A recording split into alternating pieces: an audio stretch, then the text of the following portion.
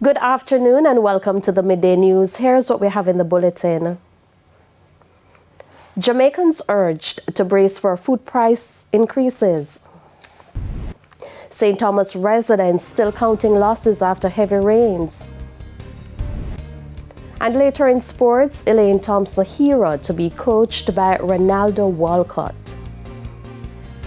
Thank you for joining us. I'm Shamela Pula and here are the details. Jamaicans are to brace once again for increases in some agricultural and meat products for the festive season. This is due to drought conditions earlier this year and heavy rains which have affected the sector. O'Shane Masters reports.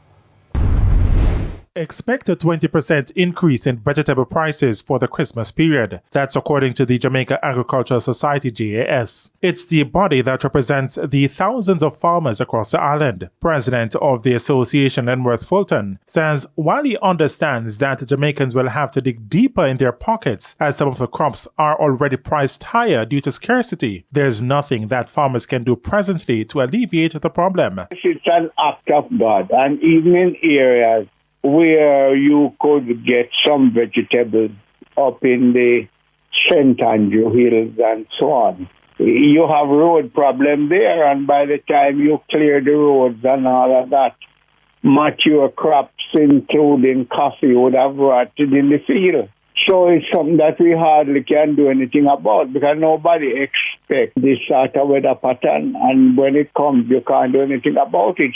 As for meat products, he says there will be adequate protein to feed both tourists and Jamaicans. The JAS president says, based on information, there's a surplus of eggs and pork. As for chicken, there is sufficient broiler meat in storage and enough broiler chicken still being raised by both the contract farmers for the two major chicken companies and the 35 to 40% small farmers in the broiler meat. So we will have enough broiler meat. In the meantime, Mr. Fulton is calling for policy directives on the importation of agricultural produce. We are not saying that you don't need imports, you do need, but it needs to be regulated because we have 300,000 farmers here who, if you displace them, you are looking on mayhem. But you tell me one institution that have the policy leverage to protect 300,000 farmers and to protect the 8% of the primary product from agriculture that make up our GDP. 8% of our GDP is 1.36 billion US. O'Shane Masters, TVJ News. Meanwhile, Agriculture Minister Floyd Green says an estimate of the damage to the agricultural sector after last week's rain should be ready by the end of this week. He noted that hundreds of farmers have been affected, especially in the parishes of St. Thomas, St. Andrew, St. Catherine, Clarendon and St. Elizabeth. In parts of St. Thomas, we're seeing, for example, our onion, about 30 acres of onion has been compromised. We're seeing some losses on the cassava lines. So they have that direct impact in places like East Rural, St. Andrew. What we see largely is impact to landslides and land slippage where people wouldn't have been able to move their crops. Unfortunately, a lot of our farmers who had planted for this time going into the Christmas were just about to reap. And as such, the plants were at their more susceptible phase, and clearly the losses would have been more extensive. The Ministry of Agriculture says it's looking to increase the country's food security through the livestock sector. Agriculture Minister Floyd Green says it is not just critical for the household. Karen Simpson tells us more.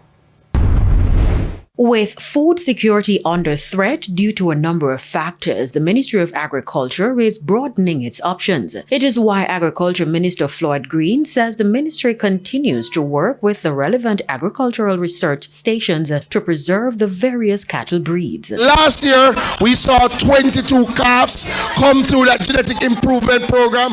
This year, come December, we expect another 25 calves. So things are moving in the right direction. And when you look behind me, you can see the quality of the work being done.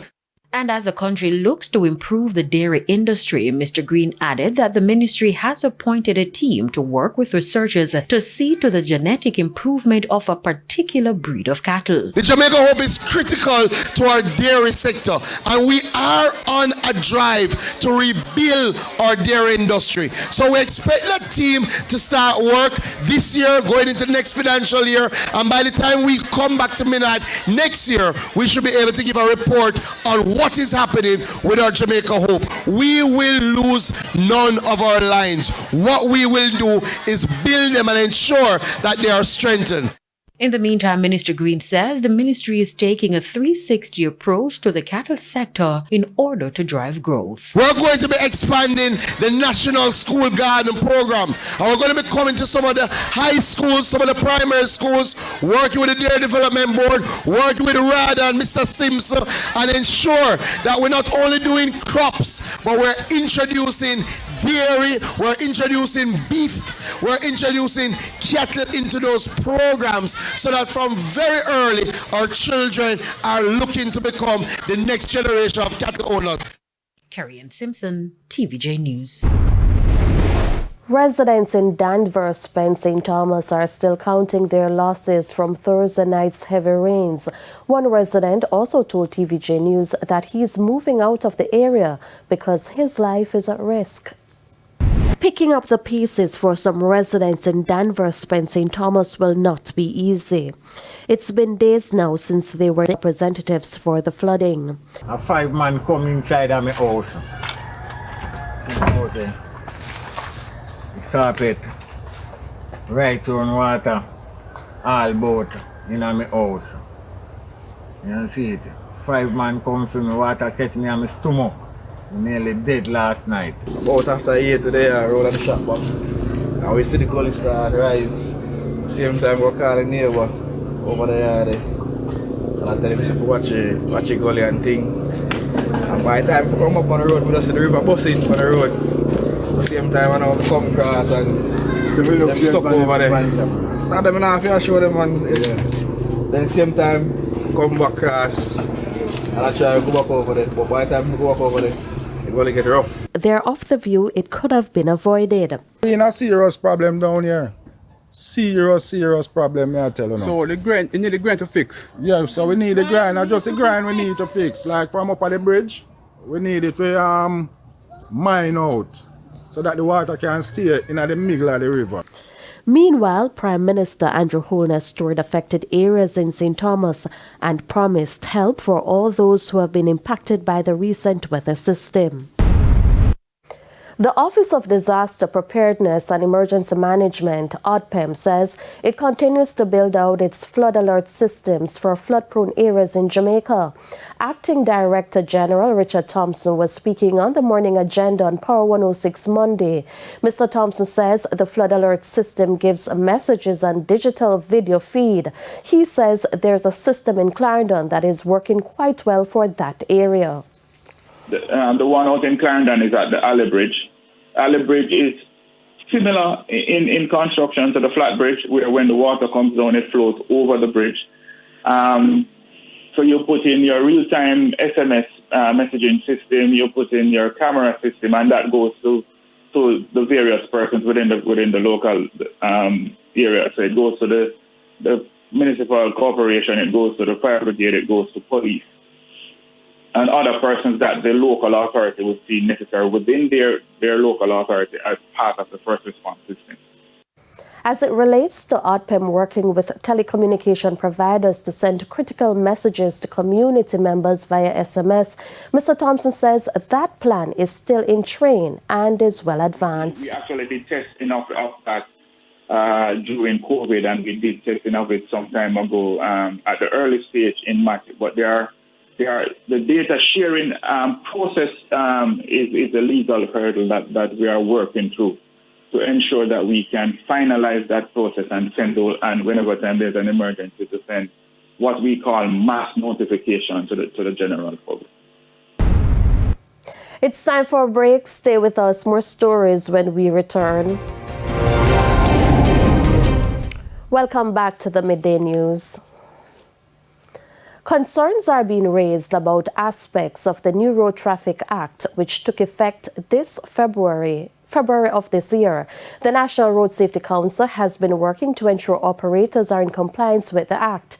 But Attorney at Law Gavin Goff says if the Act is not being enforced, then it is not going to be effective. If we don't get the enforcement under this new law, it will be no different than under the old law. So there has been a renewed commitment from the police, I'm told, to not turn a blind eye, not to the taxi and public passenger vehicle operators, or anybody else for that matter. And as 2023 draws to a close, Jamaicans are being reminded that if they have outstanding traffic tickets, they will not be able to renew their driver's licenses. Testing, portable testing devices to test for things like ganja and cocaine and other things. And they're coming along, just like how some years ago a breathalyzer was an innovation. They're now coming out with those kinds of testing devices. And I don't think it'll be too long before our police have them and they can check for those kinds of things on the road. King on TVJ's Smile Jamaica on Monday. The Kingston Revenue Service Center in downtown Kingston is closed for the day. This is due to air quality issues. TVJ News understands the building will be cleaned for reopening tomorrow. In the meantime, customers are asked to use its online services or visit other revenue offices. It's now time for the Business Minute. The Jamaica Bankers Association, JBA, says its member banks are working to improve access to automated banking machines across the island, despite the continued threats of theft, vandalism, and attacks on cash couriers. In a release, the JBA says there are over 884 ABMs island-wide. The JBA says it has taken firm action to mitigate the threats faced, and it's forged closer collaborations with service providers, law enforcement, and other authorities to guide operational decisions and implement protocols. The association says in addition to improving access, its members are looking to restore the availability of cash to improved levels with new security measures and the redeployment of some decommissioned ABMs from remote areas to more secure sites such as police stations. The JBA says its members are also looking to increase ABM deployments in key districts to fill existing demand gaps. Further afield, Sam Altman is joining Microsoft, ending speculation he might return to OpenAI just 48 hours after his chaotic ousting. Mr. Altman is to lead a new advanced AI research team. Mr. Altman helped launch the firm, which created the popular ChatGPT bot in 2015 and was the face of the firm's rise. He is considered one of the most influential figures in the fast-growing generative artificial intelligence AI space, and his sacking sent shock. Time now for the top regional and international stories. We head to a quick break. When we come back, we'll have your midday sports report with Jordan Ford.